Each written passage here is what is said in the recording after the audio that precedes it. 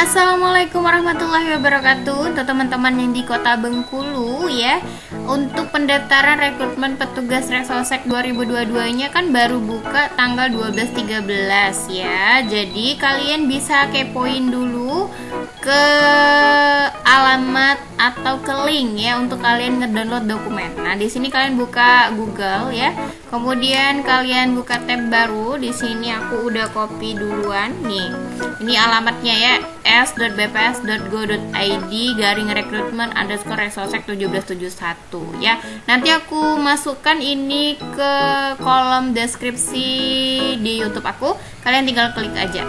Setelah itu kalian enter, lalu akan mengarah ke arah sini. Nah, ini untuk khusus Kota Bengkulu ya. Open rekrutmen petugas pendataan awal Reksosek 2022. Nah, di sini dijelaskan, di sini ada download pengumumannya, bisa kalian download, dan di sini ada download berkasnya, bisa kalian download berkasnya juga.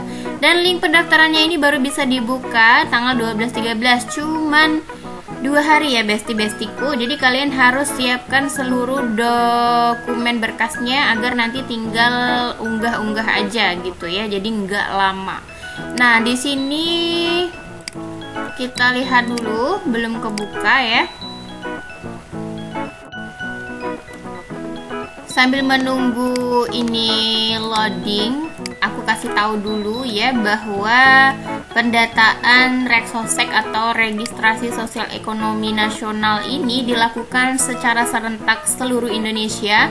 Jadi kuotanya mungkin, yaitu tebakan aku ya, di Semarang aja tuh kuotanya sampai 2000-an orang. Berarti seluruh Indonesia tuh bisa lebih dari 8000 ya. Kemungkinan besar ya besti-bestiku. Nah, di sini Bengkulu ya, khusus untuk BPS Kota Bengkulu membutuhkan 587 orang ya. Jadi teman-teman di sini boleh banget mendaftar, siapa tahu rezeki bisa ikut kegiatan dari BPS ya. Nah, baiklah, ini udah kebuka yang dokumen tadi. Di sini pengumuman rekrutmen calon petugas awal ya. Di sini bisa kalian scroll, kita kecilkan sedikit. Nah, di sini ada persyaratan dan kualifikasi calon petugas sensus dari A sampai R, banyak ya. Kita baca satu-satu. Di sini sehat jasmani rohani, tidak sedang hamil, mampu berbahasa Indonesia, berdomisili di Kota Bengkulu, kemudian dapat bekerja sama dengan Koseka, Kortim, PPL, pegawai, oke, mampu berkomunikasi, bersedia mengikuti pembelajaran baik mandiri maupun tatap muka pada bulan September-Oktober. Kemudian pendidikan minimal lulusan SMA atau sederajat tuh. Di sini SMA sederajat ya teman-teman. Usia 18 sampai 50 tahun. Nah, untuk yang punya bapak ibu yang masih rentang usia di 50 boleh diikut sertakan ya. Kemudian bersedia kontrak Oktober-November, bersedia mengikuti tahap seleksi, mengikuti pelatihan pada bulan September atau Oktober, dan diutamakan berpengalaman di survei BPS. Untuk teman-teman yang udah pernah ikut sensus atau survei BPS sebelum-sebelumnya, silahkan ikut kembali, boleh banget ya. Tidak berstatus PNS TNI Polri, diutamakan telah vaksin COVID minimal dosis kedua, memiliki email yang aktif. Lalu di sini Android ya, jenis HP yang harus kalian pakai yang gunakan ya. Kemudian versi minimal 4,4 KitKat, RAM minimal 2 GB dan free space minimal 2 GB. Lalu di sini bisa pakai GPS, kameranya berfungsi dengan baik, karena nanti tuh GPS tuh untuk kalau kita nggak tahu ya kan posisi, kita bisa menggunakan GPS. Lalu kameranya gunanya apa? Nanti tuh ada kita melakukan geotagging rumah atau lokasi responden ya, seperti itu. Lalu yang dinyatakan lulus wajib memiliki rekening BRI aktif atas nama sendiri. Jadi kalau kalian belum punya rekening BRI, nggak usah dulu bikin. Kalian udah pasti lulus baru kalian bikin ya, seperti itu.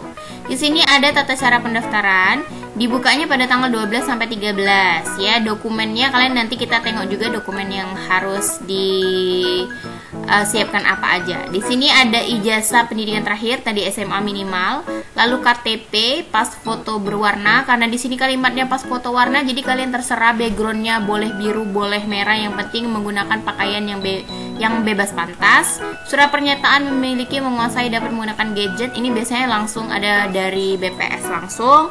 Surat pernyataan tempat tinggal biasanya ini harus ditandatangani oleh ketua RT. Lalu daftar riwayat hidup biasanya juga diberikan oleh BPS. Surat lamarannya ditulis tangan sendiri oleh calon pelamar. Nah, ini ya di garis bawahi yang G ya, tulis tangan bukan di print ya, Besti. Lalu upload screenshot aplikasi. Nah, ini CPUZ, nanti aku kasih tahu cara ngecek spesifikasinya. Lalu upload foto rekening pada buku, ini opsional ya apabila sudah dinyatakan lulus. Upload screenshot sertifikat vaksin terakhir pada aplikasi Peduli Lindungi. Oke. Nah, ini jumlah kuota ya. Jadi ada Gading, ini ada 9 kecamatan yang bakalan diterima. Kalian bisa nanti daftar berdasarkan KTP kalian masing-masing ya. Kuota merupakan 3 kali kebutuhan. Nah, kalian bagikan aja 168 bagi 3, berapa sih sebenarnya kuota yang dibutuhkan, kalian bisa hitung ya. Kemudian di sini BPS Kota Bengkulu mengumumkan hasil berkasnya 15. Wawancaranya diselenggarakan 16 sampai 17 September. Nah, ini bisa aja jadwal atau waktu bisa berubah kapanpun ya, tapi ini adalah bayangannya ya teman-teman ya. Bayangan kalau tanggal pengumuman dan tanggal wawancaranya ya sudah ada. Kemudian kita lihat lagi di sini udah aku download tadi berkasnya. Nah, ini berkas daftar riwayat hidup. Nah, di sini kalian bisa edit dan bisa kalian tulis riwayat hidup kalian gimana, apa aja ya. Lalu ada juga surat lamaran. Ini ditulis tangan, contohnya seperti ini, jangan berbeda dari contoh.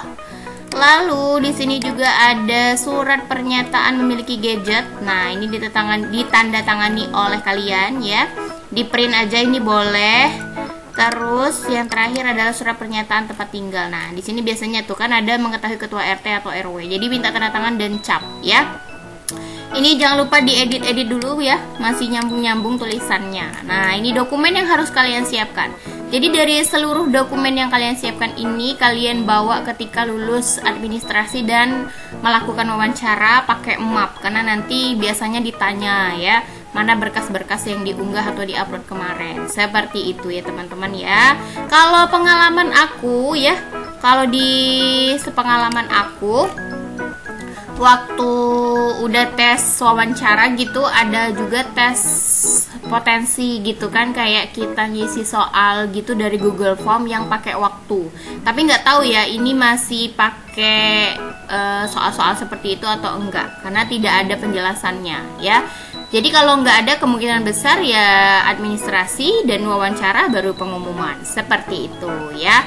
Jadi nanti di tanggal 12 dan 13 September khusus yang di Kota Bengkulu, kalian harus siapkan semua dokumen persyaratannya. Lalu buka linknya di sini ya. Buka linknya di daftar Sosek 1771. Karena kalau sekarang kita buka itu belum bisa ya teman-teman, karena belum masuk proses pendaftaran ya. Nah, ini kalau kita buka linknya tadi belum bisa kebuka ya teman-teman, karena dibukanya di tanggal 12 dan 13. Setidaknya kalian sudah menyiapkan seluruh berkas dokumen yang dibutuhkan, nanti tinggal daftar aja. Biasanya sih isi Google Formnya tuh siapkan nick kalian gitu kan, kemudian isi nama, tanggal lahir, tempat tinggal, seperti itu. Nanti semua dokumen-dokumen itu akan diunggah atau diupload ya, seperti itu ya. Nah, aku juga ingatkan untuk teman-teman di tata cara pendaftaran seleksi calon petugas Reksosek 2022 khusus Kota Bengkulu, di poin yang kedua itu ada kalimatnya seluruh dokumen harus dilampirkan dalam satu file PDF. Jadi seluruh dokumen yang diminta dari A sampai J itu kalian gabungkan seluruhnya dalam satu PDF ya. Berarti kayak yang D, E, F, dan G itu kalian kan print dulu, udah tuh ditandatangani. Setelah itu baru kalian gabung ke PDF ya, karena kan perlu dibubuhi tanda tangan kalian. Seperti itu ya. Jangan sampai nanti kalian pas mau daftar kelabakan, ternyata harus digabung dulu dalam satu PDF ya. Untuk teman-teman di sini yang ada persyaratan CPU prosesornya berapa, untuk mengetahuinya kalian bisa download di Play Store. Itu kalian ketikkan CPU, lalu di sini ada CPU Z, kalian download. Karena aku udah download, nanti di sini akan ada, sorry lagi iklan. akan ada keterangan ya di sini nih yang device. Kalian pilih lalu kalian bisa screenshot. Nah, ini yang kalian screenshot yang device CPU-Z ini yang akan kalian sertakan di deskripsi prosesor HP kalian itu berapa inci, RAM-nya berapa, available RAM-nya sisanya berapa ya. Biasanya pakai yang CPU-Z ini, oke? Nah, sekian dulu video dari aku ya. Semoga membantu kalian yang mau daftar di BPS Kota Bengkulu. Aku berdoa untuk kalian semoga beruntung untuk bisa lulus masuk di 587 petugas yang dibutuhkan ya. Jangan lupa bantu aku dengan subscribe, like, dan share. Boleh komen kalau aku bisa jawab, akan aku jawab sesuai dengan pengalaman dan kemampuan aku ya. Assalamualaikum warahmatullahi wabarakatuh.